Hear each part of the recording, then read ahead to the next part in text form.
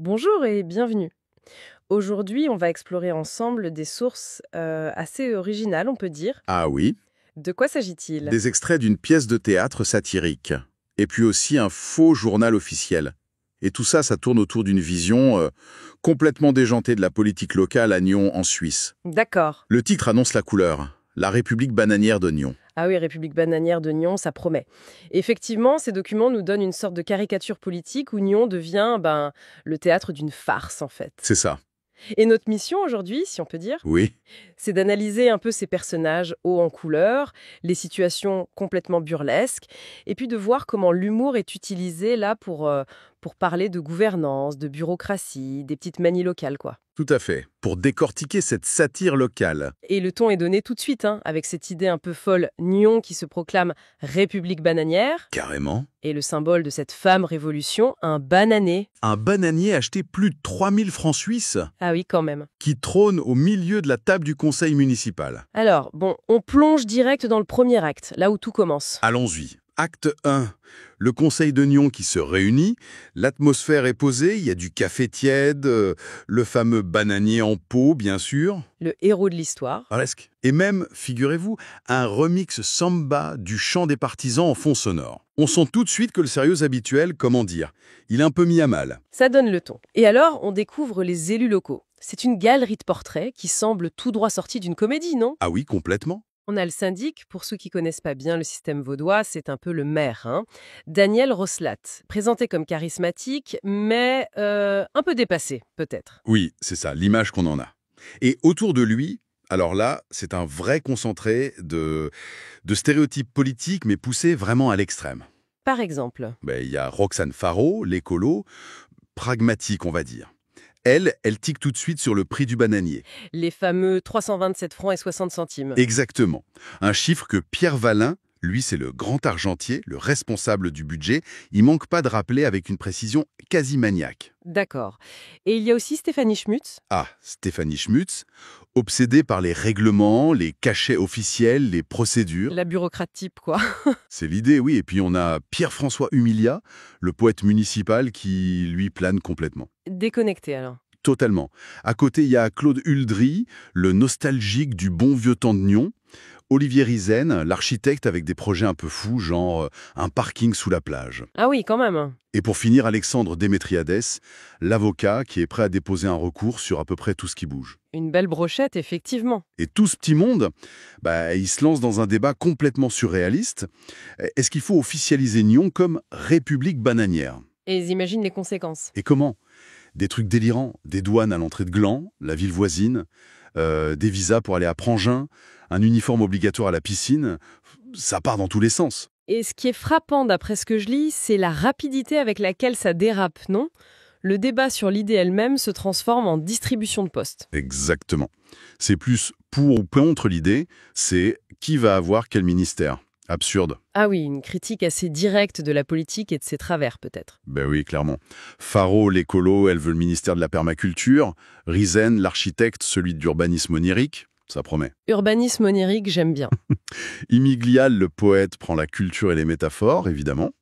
Schmutz s'adjuge la justice pour faire appliquer les futurs règlements bananiers, j'imagine. Logique. Et Démétriades, sans surprise, le ministère des recours. La satire de l'ego politique, de la course au poste, de la bureaucratie, elle est immédiate et assez mordante. Mais bon, cette république autoproclamée, j'imagine qu'elle plaît pas à tout le monde à l'extérieur, ça crée des tensions, hein. Ah ça oui, très vite, notamment avec les voisins, Gland en particulier. C'est l'acte 2. La sécession de Gland, carrément. Oui, la crise éclate. Gland menace de faire sécession, mais attention, pas pour devenir indépendante, non, non. Pourquoi alors? Pour rejoindre Rolle, une autre commune voisine. C'est l'affront suprême pour Nyon, visiblement. Ah, les rivalités de clochers. Et les réactions à Nyon, j'imagine que c'est coloré. À la mesure de la caricature. Schmutz, la gardienne des règles, elle est horrifiée rien qu'à l'idée de Rolle avec ses fontanes non déclarées. Ah oui, le crime. Huldry, le conservateur, y propose carrément de construire un mur entre Nyon et Gland. Un mur, d'accord. Et Ritzen, l'architecte, lui, il imagine une passerelle flottante. En bambou. On voit bien comment les petites guéguerres locales sont poussées jusqu'à l'absurde le plus total. Et comment ils gèrent la crise à leur aille? De façon tout aussi loufoque.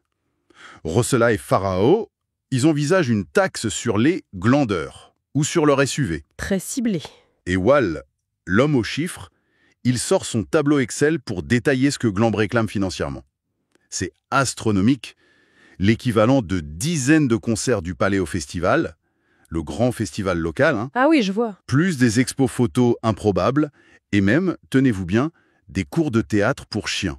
Pour chien. Bon, là, on est dans la démesure complète. C'est ça. Et là-dessus, arrive l'émissaire de Glande, un certain Jean-Maurice de la Glandoise, ambassadeur autoproclamé. Et il vient dire quoi, ce Jean-Maurice? Il vient exprimer le ras-le-bol de sa commune, le snobisme de Nyon, les bananes jugées ridicules, et même les zones 30 qui sont qualifiées de poétiques. Des zones 30 poétiques. Il fallait l'inventer, hein. Et le clou du spectacle, c'est le symbole que Gland a choisi pour son drapeau de sécessionniste. Une saucisse de veau, traversée par un éclair. Une saucisse de veau. C'est tellement grotesque. Tellement que même le poète Humilia trouve ça quasi mythologique. La pièce utilise ces symboles complètement ridicules pour souligner le côté un peu dérisoire parfois des enjeux derrière les grandes postures politiques.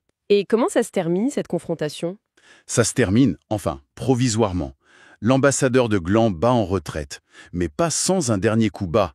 Il repart en volant le bananier de rechange de Nyon. Le bananier de rechange. Ah non, c'est un acte de guerre diplomatique, ça. À l'échelle locale, oui. Et bon, après les tensions externes, les problèmes viennent aussi de l'intérieur, c'est ça? Tout à fait. L'acte 3 nous amène au soulèvement des pirates du Rive, Des pirates? à Nyon. Oui. Le quartier de Rive, connu pour son esprit un peu indépendant, se rebelle sous la bannière de la noble confrérie des pirates de Rive. La place du château est transformée en campement révolutionnaire improvisé. Avec des tentes, des parasols paléo-recyclés, ce genre de choses. Exactement. Et que revendiquent ces pirates? Pas des trésors, j'imagine? Non, leurs exigences sont plutôt dans l'air du temps, mais version pirate, quoi. Autonomie énergétique, un compost géant, des mojitos bio pour tout le monde. Mojito bio, essentiel. Et le statut officiel de rive libre.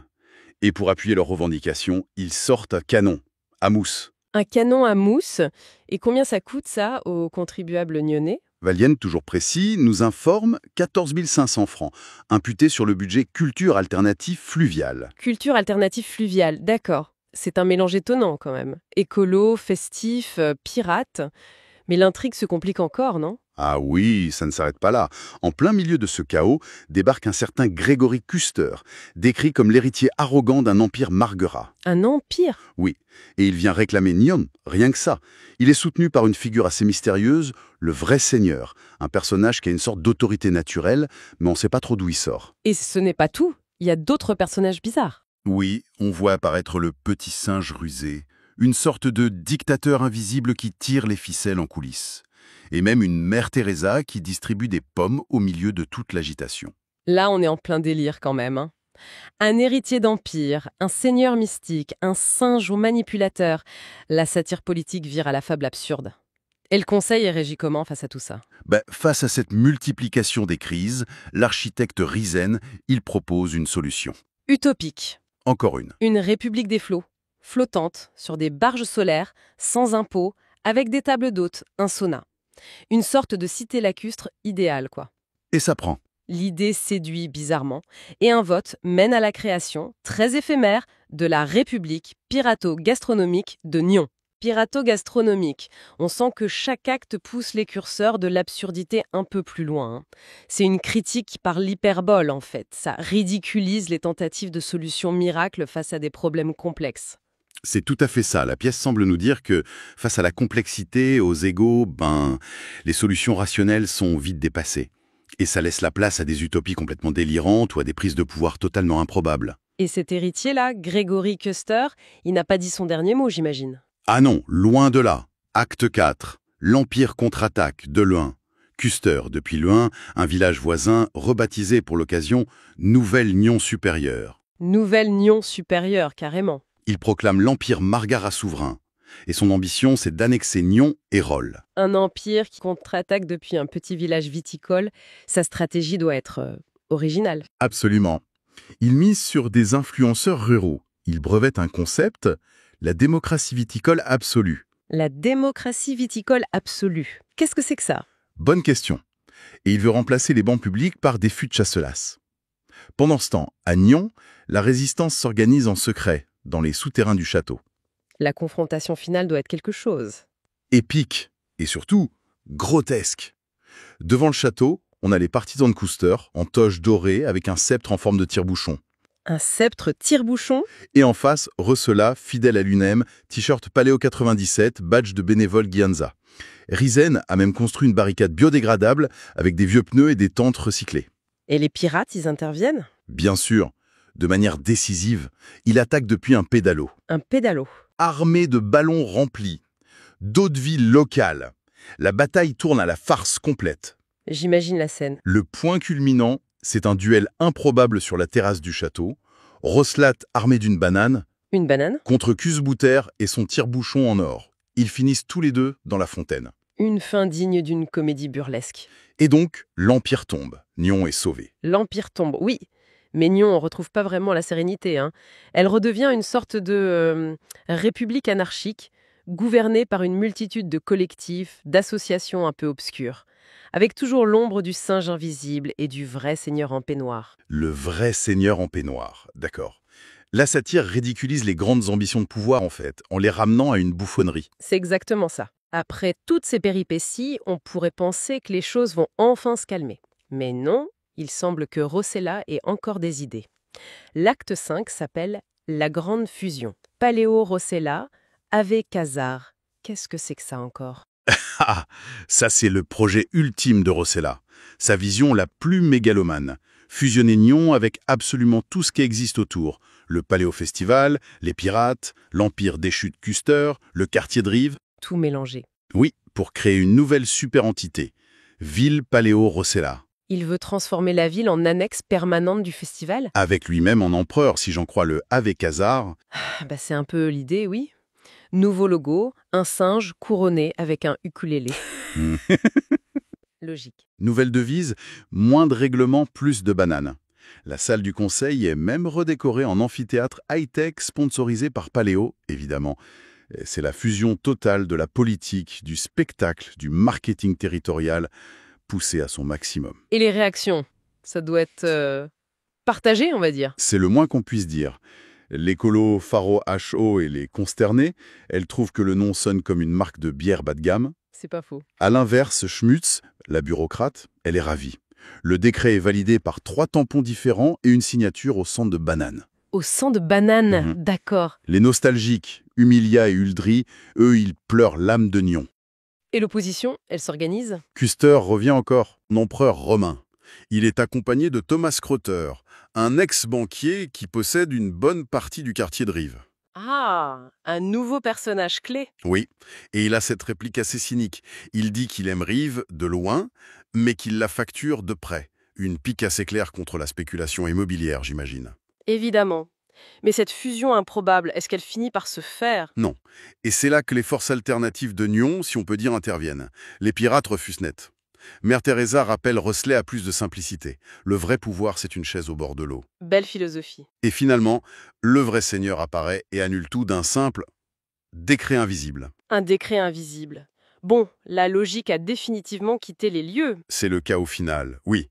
Bataille de tapas, Schmutz qui se défend avec ses tampons. Avec ses tampons Gincel. Oui. Grougetter est poursuivi par des manifestants armés de bananes flambées. Roslat se cache dans une tente paléo et le petit singe rusé s'échappe en pédalo avec la caisse. Avec la caisse. La totale. La conclusion est un peu douce amère. Nyon redevient Nyon, coincé entre rêve et ridicule. Cet acte V, ça semble vraiment le sommet de l'absurdité, où cette fuite en avant, ce mélange des genres, finit par tout faire imploser. La politique spectacle tournée en ridicule complet. Exactement. C'est une critique de la perte de sens, je crois. Quand l'image, la marque, les ambitions personnelles prennent le pas sur le bien commun, sur la réalité quotidienne, et ça mène inévitablement au chaos. Nos sources couvrent un dernier acte, l'acte 6. Centré cette fois sur les forces de l'ordre. La police de la République de Nyon, la PRN. Leur mission est qualifiée de « très impossible ». Ça promet encore. Oui, là on découvre le quotidien d'un poste de police, complètement dépassé par l'anarchie douce qui règne à Nyon.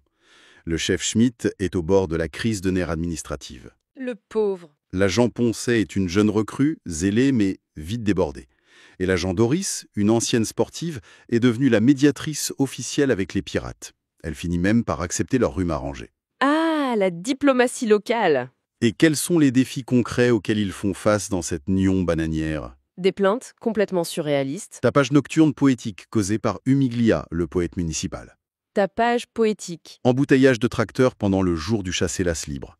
Des festivaliers paléos qui sont toujours coincés dans leur tente des mois après le festival. Un banquet non autorisé sur un gératoire. Le quotidien, quoi. Et par-dessus tout ça, les décrets incompréhensibles du petit singe rusé, qui autorise par exemple l'interprétation artistique des infractions nocturnes. L'interprétation artistique des infractions? Comment la police peut fonctionner là-dedans? Elle ne fonctionne plus au sens traditionnel. La PRN a dû s'adapter. L'ordre a été remplacé par le rythme. Le rythme du singe, du paléo, de la banane. Le rythme. Le code pénal local est devenu un manifeste festif participatif.